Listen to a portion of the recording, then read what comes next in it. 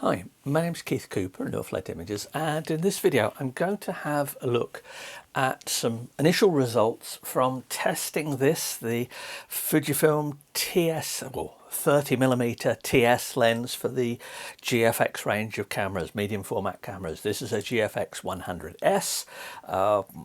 And I've got the camera here. It's actually standing on the lens foot that comes with it. Easy to use, detaches really quickly. It's quite usable in the field as well. You don't feel that your lens is about to drop off it. It has quite a solid action. But anyway, I'll cover a lot more of that when I do the main lens review, particularly the written review where I have more details about things. I've got an Arca Swiss style foot attached to that, a base, just so I can fit it on the tripod I was using. But it's a tilt shift lens. Now, I'm not in this instance looking at tilt at all. This is purely just some aspects of the image quality you get. Now, I'll have lots of sample images in the written review and things you can download and bits and pieces like that. But certainly for this, I'm just going to show a couple of pictures and large prints. And these are a couple of pictures I took using this at the local university, De Montfort University, which is not far from here. The view should be familiar if you've seen some of my other lens testing. It's actually, there's a Department of Architecture there, and I teach occasionally aspects of architectural photography.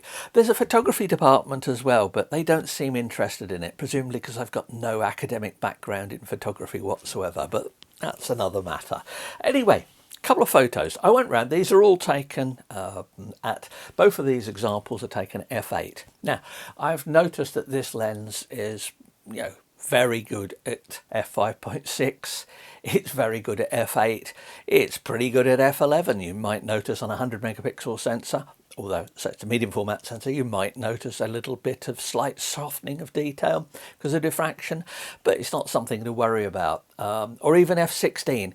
If you take this to f32, you really must have a reason for wanting that depth of field to be using it, because it is starting to show a bit of softening, but it's eminently usable. The lens itself, the two example pictures here, and I'll go through about the basics of how I processed them. Now, I've only processed these in Adobe Camera Raw. I haven't used any special processing. I certainly haven't used any corrections on them for geometry or stuff, because for most stuff, you simply don't need it. The lens is that good. And I have no difficulty in saying that in terms of image quality, this is probably the best lens I've ever tested at this. Certainly at this relatively wide focal length. It's 30mm, but it's roughly equivalent to 24mm. So this is the Canon TSC 24 that I use for a lot of my architectural photography with the Canon 5DS that I used to use. So that's 24mm, obviously slightly different shape because of the frame size is different, different aspect ratio sensor. But this lens here gives an equivalent field of view, very similar to the 24. So it's one I'm familiar with. It's one of the reasons I'm really pleased that Fuji brought out a lens at 30mm, this length here. My suspicion is this lens is aimed at people who are used to using this lens on full frame for architectural photography and the like, and want to step up in quality, because it really is. Mind you, this is a 2007 lens. If you look at the newer Canon lenses, the 50, the 90, the 135, newer versions a few years ago, and I've got reviews of all of these, and I've got lots of details of tilt shift lenses in the book I wrote about tilt shift lenses. But if you look at the newer lenses for this, you'll find Canon have stepped up the quality there.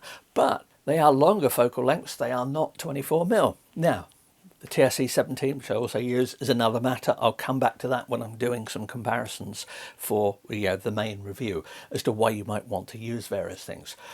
It's an expensive lens, and in my opinion, you get what you're paying for. I've got no issues with it at all. I'm going to have lots more tests, so I may have a few little minor nitpicks for it. But in general, if you need this field of view on a thing like this, and you've got the justification to buy it, then it's pretty good. This one is actually a loan from Fuji, and we'll be going back to them in due course. But thanks for sending me. It has been a good lens to use. And I'm going to be doing quite a few more stuff. I've been out doing some landscape pictures, a few other bits and pieces. But these pictures, This first one here, it's an interior shot. There is no shift or tilt, and I'm not looking at tilt in this instance here either, just plain shift. In this particular image here, I've taken this. Now, in terms of processing it, all I've done when I've exposed is make sure I've not clipped any highlights, because there is more than enough latitude in the films, in the shots from this, to process them. I've taken them at base ISO. I've done some fairly basic processing in this. This is not about how you process the images. It's about what you get from the lens. Now, in looking at this, this particular image, I looked around it at the detail. And remember, these are, 11,000 by 8,000 pixels. So there is a vast amount of detail in here. In fact, on the steps here, if you zoom in, and I'll show a bit about sharpening as well, but if you zoom in, you can see the way the some of the protectors, tread protectors, are screwed to the structure here. You can see that they're using crosshead screws on them. There's that much detail in it. If I show up in the corner of the image here, there is a fire alarm, and that is easily readable. Down in the bottom at the ground floor here, you notice the stairs go all over the place in this place here. I suspect the architects had been recently watching a Harry Potter film or something like that, the way the staircases go. These do not move, however. But if you look at the bottom here, you can see a table that you're looking down on. Let's see what's actually on that table. Now, I'll cut this into the video so you can see it. It's the equivalent of about 200% magnification. It's a magazine, and you can roughly read it. It's quite impressive, just the sheer amount of detail when you have a lens that is up to it. If I'm honest, this, and this is an adapter, GFX, is not quite up to it. But this gives me the equivalent of about a 17mm lens, and if I need a wide lens on this, this is currently probably the best solution you've got for it. There are some even wider ones. This is 24mm, so equivalent to about 17. There are wider ones, obviously the Canon one, and there's also several Laowa lenses which are very wide. Now, I've looked at those elsewhere, but the wider the lenses go, the less fine detail you get, particularly if you shift the image a lot. These lenses are designed for 35mm sensors. They have larger image circles, so you can shift them, but even so, there is a limit to what you're getting here, and you're seeing the quality in this particular lens, and it's a hefty old lens. I did notice the difference between carrying this around. I did some, most shots for this were done on a tripod, but I've also carried it around for some handheld shooting because the image stabilization works a treat on it. I really did notice the difference after half an hour carrying the GFX and the 30mm tilt shift to carrying a 5DS and TSC-24. But you'd expect it. High-end lenses tend to be big, particularly since this is in fully manual focus. Focus of it does feed back electronic distance. I believe it's a manual focus. It's not a fly-by-wire one. And the focus does go slightly past infinity, something to be wary of. But that's actually useful if you're using tilt. So we do have what seems to be a manual connection between focus use, fully internal focusing, so you can't see anything moving unless you actually look inside the lens. So that's how that works there. But in terms of taking pictures of it, this one here, the amount of detail is superb. Now, I sharpened up. How did I process this image? Well, I'm not going to go through it here on Photoshop. This is not a Photoshop tutorial for it, but basic processing in Camera Raw, nothing beyond setting the levels, adding a tiny little bit of clarity maybe just to try and liven this up, because the lighting in here is not that strong. So I've got external light as well, so you have to handle the colours fairly well. It's come out well, but the Fuji does a good job on that. But anyway, there's the picture there. What processing have I done to it after I've opened it from Camera Raw? Well, I've opened the image in ProPhoto because I'm editing in a large colour space. Now, I'll show you some prints in a moment. The prints are done on the Canon TC20M printer. This is a 4-ink pigment ink printer that's sold as a plotter that I'm in the process of testing. Why did I print them on this rather than the significantly higher quality Epson P5000s here? Well, this one is loaded up with free ink and paper, and it's a 24-inch printer, and this one is a 17-inch printer. Just to show you, certainly here, it's much easier just to do some prints on photo paper on the Canon TC20M. Now, any additional processing? I've sharpened the image. Now, I showed the detail there of the magazine, but if I show here, I can see that after I've sharpened it. What have I used for sharpening? I've used Topaz Sharpen AI because although you don't really need any sharpening in the middle of this, I found that Topaz Sharpen AI, if you don't crank the settings up, and the settings I've used on this are relatively soft amounts of improvement, and I've used the motion blur fixing for it, but I found that if you use just gentle amounts of sharpening, it provides excellent print sharpening. It works really well for sharpening for prints. Now I'm printing these prints at, I think they are 22-inch by 30 inches or 30 something inches. I can't remember what the exact size of it is. But anyway, 22 inches wide to fit on 24-inch paper. I'm printing them on this. I want a bit of sharpening, but even at this size, the prints I'm sending 380, 390 pixels per inch resolution to the printer. Remember that thing about sending your prints at 300 pixels per inch and stuff like that? Out of date nonsense.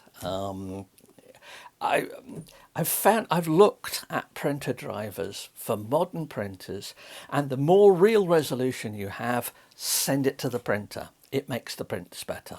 If you doubt it, I'll put some links in the notes to this to printer resolution and looking at it. But essentially, that's stuff where you get on forums of people saying, yes, well, you need to resize your image to 300 pixels per inch from for a Canon printer, or 360 or 300 for an Epson printer. Might have been true 10, 15 years ago. Today, it simply isn't. I've tested it by looking at actual prints. If you disagree, do your prints and have a look. Then feel free to disagree. If you just want to disagree with me on principle, tough. I'm not interested. Actual physically doing stuff trumps, perceptions of what things should be. But yeah. So I got this picture here. I've done that. Anything else for it? Because I said it's a slightly dull. It's not got quite enough contrast in it. I've used a Nik filter here, Nik Color Effects, and I've used this one for years. I've got reviews of it going back. Now, I'm going to be looking at the new version of Nik Color, the DxO version, here, now that I've got this computer here. This is a Mac Studio rather than my old Mac Pro, but this was edited on the Mac Pro over there, and I've used Color Effects, and I've used the Pro Contrast option to add a little bit of overall contrast. I find it works really well to give a bit more oomph to pictures that might look a bit flat as prints. It works. So there are two forms of sharpening applied. Now, you could say there are three because I didn't turn off the sharpening in the raw processing, so it's a little bit there. But I've got a broad tonal sharpening, which is the Color Effects Pro, and I've used Sharpen AI from Topaz to get really good sharpening. Now, I could have did loads of. I could have used Nik Sharpener. I could have done things in Photoshop. I could have done stuff. Yeah, if you're doing this in Lightroom, not that I'd ever choose to use that, you could click the sharpen button, and I'm sure it would do something for print on here. That's fine for that. But what about this image here? Now, this image is slightly different. Same camera, same lens, but this one has shift.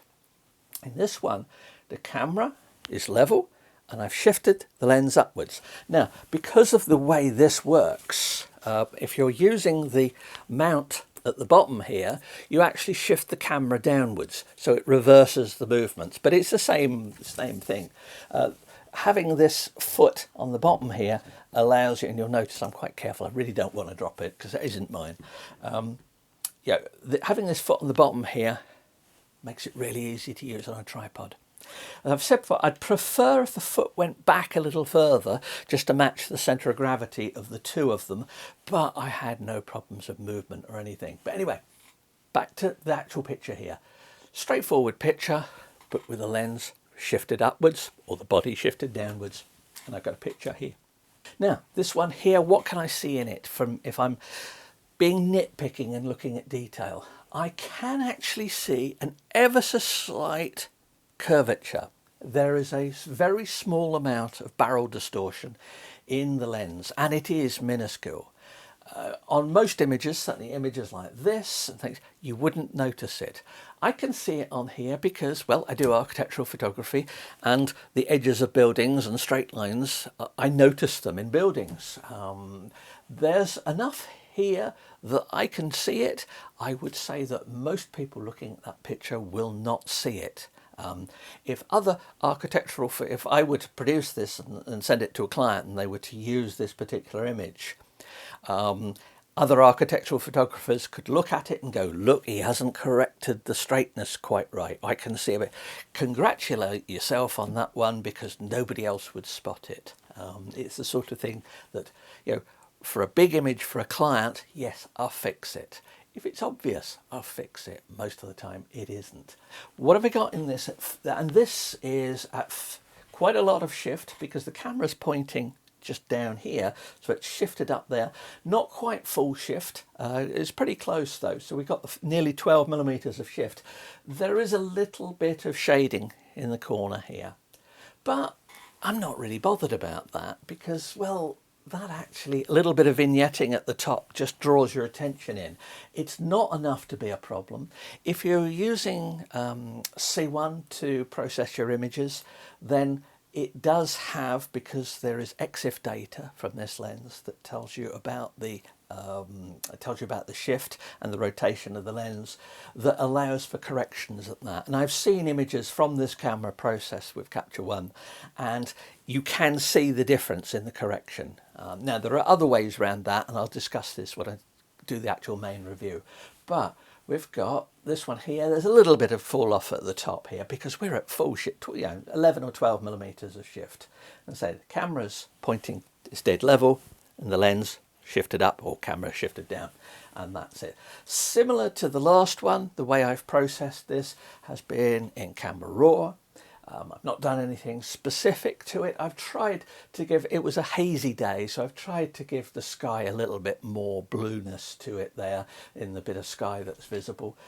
But other than that, I've used the same process as I did on this. I've applied the Nik plugin, Color Effects, the Pro Contrast plugin. It just gives a little bit of difference, and it lightens up part of the image here and just changes the overall tonal balance. The overall tonal balance of what looks great on screen may not be the same as print, because print obviously compresses things. But anyway, that's all the sort of fiddling about with things. What about the actual prints? Well, these take, I'm not going to print them off and show you now, but you can see from, I'll show a bit more, the speed the paper comes out is not great. So these are sort of 10-minute jobs each print. Here's the first one. Now, I'll hold this up and try and fit it into the frame and not get reflections off it, and hopefully you can see that one okay. So that's the first image.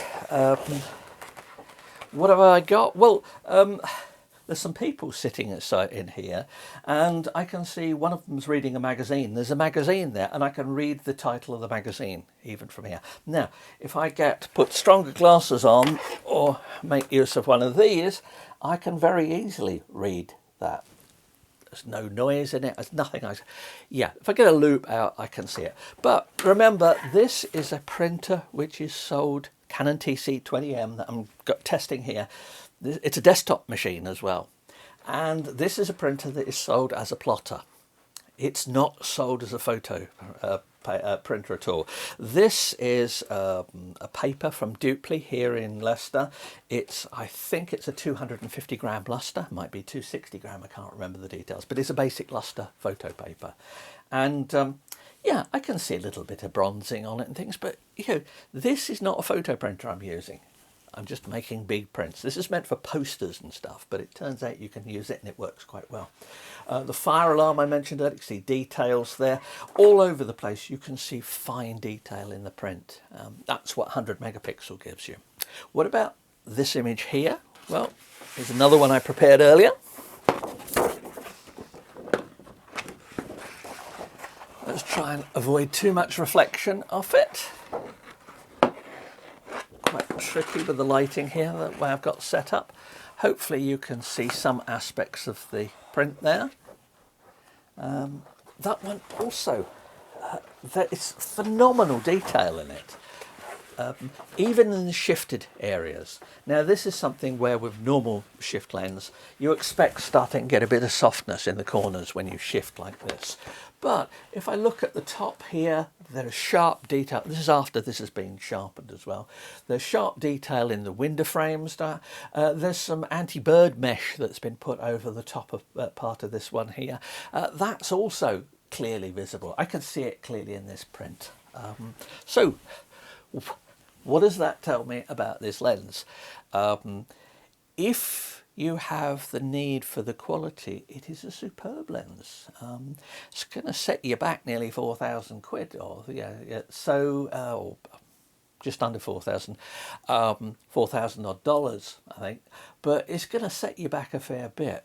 But if you want the utmost in quality, yeah, this is by far and away the best quality tilt shift lens I've used at this focal length. And I say that because you can't necessarily compare. So to compare this with the Canon is not really fair. Certainly at the 24mm versus 30 frame, sensor size makes a difference.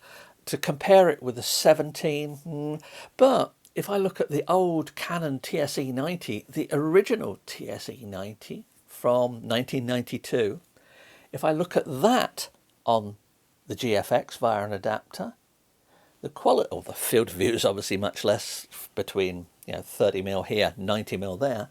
The quality on that is excellent.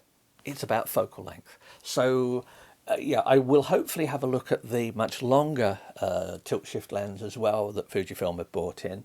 That's more for macro product work, things like that, where you want a longer view. That's that's considerably longer focal length, so it's different.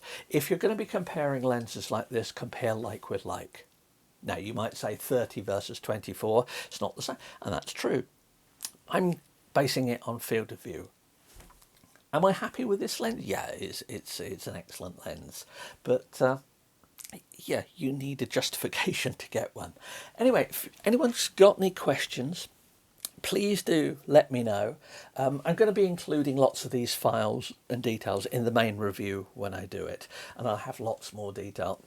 I'll do some more videos as well, because I've got some very, very interesting shots when I wandered out through some woodland the other day, once again showing just what you could get from 100 megapixels and a really good lens, and a good sensor helps as well, because the images of this are nice and easy to process.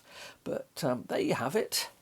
Some actual examples using the Fujifilm 30mm f5.6 lens tilt shift. Yeah, not a bad lens, I'm saying. Thanks for watching. Oh, and please do subscribe to the channel. I'm going to have lots more stuff on this, printing, and all the usual topics. So thanks again.